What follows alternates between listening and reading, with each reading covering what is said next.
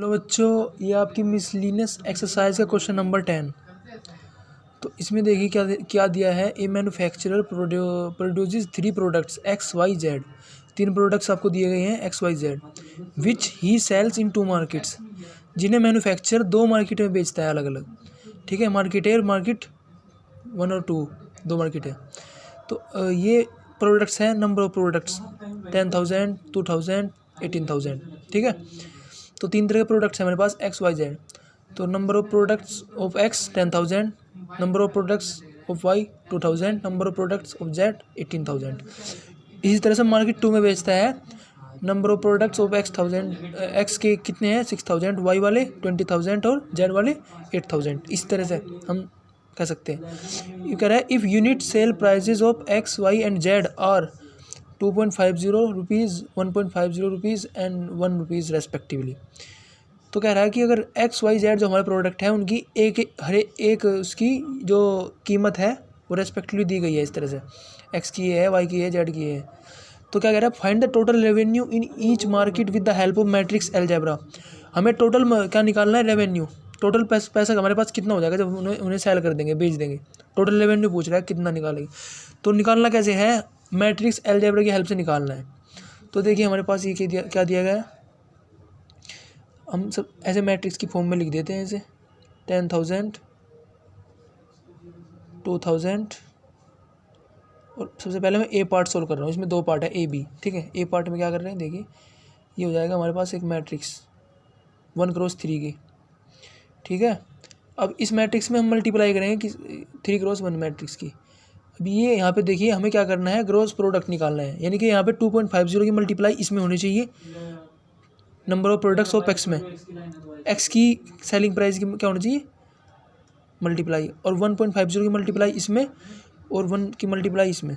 ठीक है, तो देखिए ये नंबर ऑफ प्रोडक्ट्स है और ये इनके क्या है, प्राइसेस। तो देखिए मैं क्या करता हूँ, यहाँ पे ऐसे लिख देता हूँ इन्हें। ये आपको थोड़ा सा दिमाग से सोचना है कि कैसे लिखना है मैट्रिक्स को ताकि मल्टीप्लाई हो। ये 1 पॉइंट है, ठीक है, 1 पॉइंट, ये खाली 1 है। तो देखिए अब मैं इन दो की मल्टीप्लाई करूँगा। ये 3 क्रॉस 1 की है, तो इसकी इस रो की इस कॉलम में हमारे पास जो मैट्रिक्स देखिए ये कम्यूटेबल है 3 क्रॉस 3, और जो हमें मैट्रिक्स मिलेगी वो कितनी मिलेगी, 1 क्रॉस 1 की मिलेगी। यानी कि हमें एक नंबर मिलेगा सिर्फ इसकी मल्टीप्लाई करने के बाद। तो इस कॉलम की इस रो की इस कॉलम में मल्टीप्लाई करेंगे, पहले इसकी करेंगे इसमें, तो कितना हो जाएगा 25, 10 प्लस ये कितना हो जाएगा 300। ठीक है, और ये कितना हो जाएगा 18,000। ठीक है, कितना हो गया हमारे पास 21, ये हो जाएगा 46,000। तो टोटल हमारे पास जो आया है वो आया है 46,000, ये रुपए आ गए इतने। तो टोटल रेवेन्यू कितना हो गया, टोटल रेवेन्यू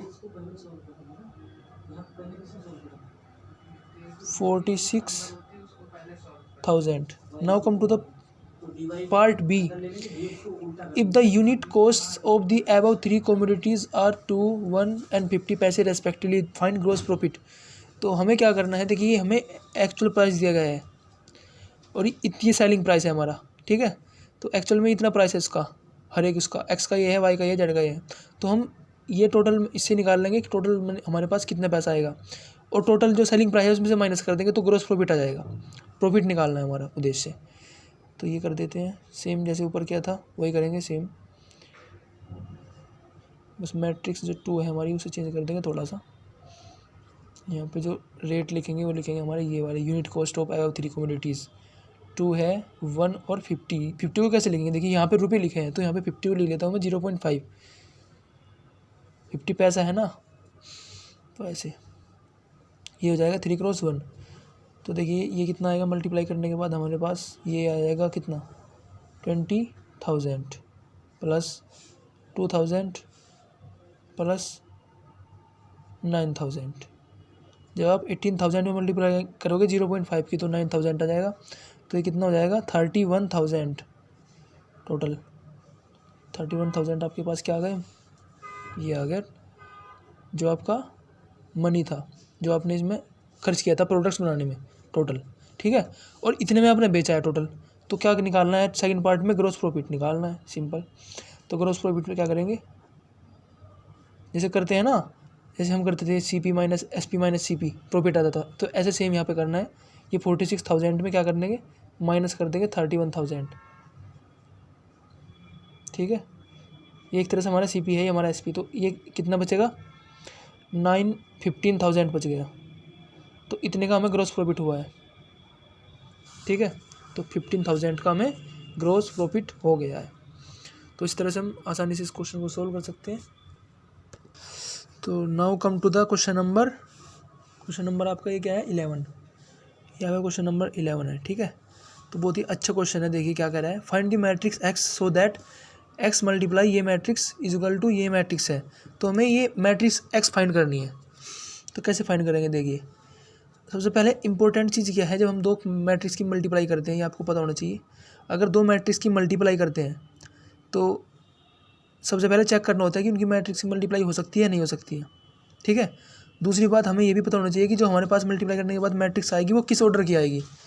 जैसे मैं ये मैट्रिक्स एस को लेट लेता हूँ, let X is equal to X be a matrix. मैंने इसे मान लिया कि ये क्या है, ये ABCD 2x2 की मैट्रिक्स मैंने माना है, ठीक है। अब ये 2x2 क्यों माना है, अब ध्यान से देखना, क्योंकि जब मैं इसमें ऐसे लिखूँगा, देखिए ABCD और ये है 1 2 3 4 5 6, ये है -7 -8 -9 2 4 6, ठीक है। तो देखिए जब मैं यहाँ पे कितना है 2x2 और ये है 2x3, तो हमें सबसे पहले चेक करना होता है मैट्रिक्स मल्टीप्लाई करने से पहले कि ये मल्टीप्लाई कर भी सकते हैं नहीं। तो देखिए अंदर वाले जो हो ये सेम होने चाहिए, ये ऑर्डर में। तो ये 2 है, यहाँ पे 2 है, तो इसका मतलब मल्टीप्लाई कर सकते हैं। और मल्टीप्लाई करने के बाद जो ऑर्डर मिलेगा वो क्या मिलेगा, ये बाहर वाले एलिमेंट मिलते हैं, ये 2x3 की मैट्रिक्स मिलेगी। तो हमारे पास 2x3 की मैट्रिक्स है, तो हमें इस ऑर्डर की मैट्रिक्स इधर सेट करनी है ताकि ये 2x3 की मैट्रिक्स हमें इधर मिले, ठीक है। तो ये सोचना पड़ेगा आपको कि किधर किस ऑर्डर की मैट्रिक्स ले, ठीक है। तो देखिए यहाँ पे तो 2 लेना पड़ेगा, क्योंकि यहाँ पे मल्टीप्लाई करने के लिए यहाँ पे 2 चाहिए। इधर किस ऑर्डर के लिए, तो इधर इस ऑर्डर देखने के लिए हमें ये चेक करना पड़ेगा कि इसका ऑर्डर क्या है, 2x3, ठीक है। 2x3 यानी कि यहाँ पे 2 आना चाहिए, यानी कि 2x2 की मैट्रिक्स लेंगे इस तरह से। तो क्या करेंगे, मल्टीप्लाई कर देंगे मैट्रिक्स की इसमें, उसके बाद ये जो इक्वेशन आएगी उनके कोरिस्पोंडिंग एलिमेंट इक्वल रख देंगे, इक्वेशंस आएंगे सोल्व करेंगे तो ABCD की वैल्यू निकाल लेंगे। इस तरह से मैट्रिक्स फाइंड कर सकते हैं। तो देखिए क्या जाएगा, A + 4B, उसके बाद कितना जाएगा